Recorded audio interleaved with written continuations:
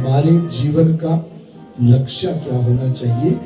जन्म मरण के चक्र व्यूह से निवृत्ति पाना। क्योंकि 4 दुख मनुष्य के लिए असहनीय कहे गए। कौन कौन से? पहला है जन्म लेने का दुख, दूसरा है मृत्यु का दुख, तीसरा है जब इस शरीर में कोई रोग या व्याधि लगती है तो उस समय उत्पन्न होने वाली पीड़ा, और चौथा है जब मनुष्य का मोह टूटता है तो आसक्ति टूटने से भी उत्पन्न होने वाली पीड़ा वेदना देने वाली होती है। जन्म लेने का दुख, भले ही आज हमें स्मरण नहीं है किंतु थोड़ा उस समय को याद करें जब गर्भ में थे और उल्टे लटके थे तो रात दिन प्रार्थना करते थे, भगवान एक बार बाहर निकाल दे, तेरा ही नाम जपूंगा, तेरा ही भजन करूं। इतना कष्ट होता है गर्भ। वैतरणी नदी की संज्ञा दी जाती है गर्भ को। एक प्रकार से हर जीव वैतरणी भोग करके ही आया है मनुष्य शरीर। मृत्यु के समय होने वाली पीड़ा ये मनुष्य के कर्मों के ऊपर निर्भर करता है, क्योंकि भक्तों जो पहला दुख है जन्म लेने का, इससे तो कोई नहीं बच सकता। ये दुख चाहो ना चाहो ये सभी को सहना पड़ता है, किंतु अगले जो 3 दुख हैं इनसे बचा भी जा सकता है। जैसे मृत्यु के समय होने वाली पीड़ा, तो ये मनुष्य के कर्मों पर निर्भर है, जीवन में उसने किस तरह के कर्म किए। भक्तों अगर कर्म अच्छे होंगे तो हंसते हंसते भी कुछ लोगों की विदाई होती है, और कुछ लोग मृत्यु के समय बड़ा कष्ट भी भोगते हैं। बोलिए आनंद कंद भगवान की।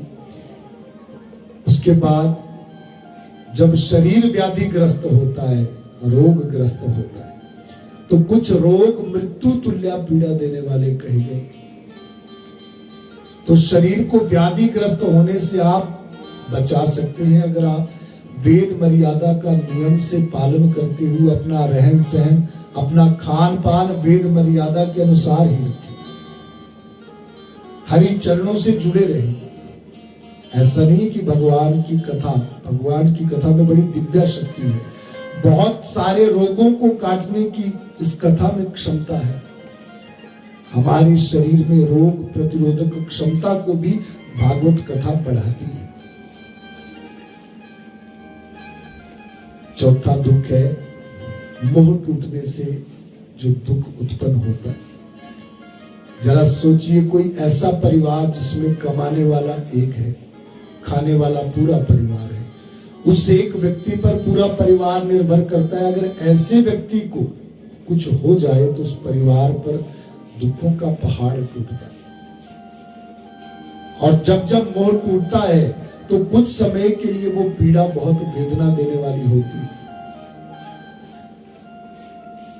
किंतु भक्तों इस दुख से मनुष्य बच सकता है भगवान श्री कृष्ण जी की गीता के साथ जुड़ करके। बोलिए आनंद कंद भगवान की। गीता से सुंदर दूसरा कोई उपाय नहीं है मनुष्य को दुखों से बचाने का। मैंने आपसे पहले भी कहा था, जब भी जीवन में आप किसी दुविधा में हो, निर्णय नहीं ले पा रहे हो, तब भी गीता पढ़िए, वहां से आपको मार्ग मिलेगा। जब मोह आसक्ति टूटती है उस समय गीता पढ़िए, दुख कम होगा। अभी तो दुख रहेगा ही नहीं, क्योंकि भक्तों मृत्यु से वही डरते हैं जिन्होंने मृत्यु को समझा नहीं है। जब एक बार आप मृत्यु को समझ लेंगे तो मृत्यु का भय नहीं रहता, और यही गीता समझाती है, इसी पर बल देती है। एक छोटी सी बात की, जैसे तू पुराने वस्त्र छोड़ता है और नए वस्त्र पहनता है, वैसे ही ये जीवात्मा है जो पुराने और व्यर्थ के शरीर को छोड़ करके अपने कर्मों के अनुसार किसी नए शरीर में प्रवेश करेगी। तो अगर कहीं मृत्यु हो रही है तभी कहीं जन्म भी हो रहा है। तो ये जन्म मरण चलता है, पर भक्तों अगर इस जन्म मरण के चक्कर में उससे निवृत्ति पानी है तो फिर उस परम पिता के चरणों से जुड़ना बहुत अनिवार्य हो जाता है।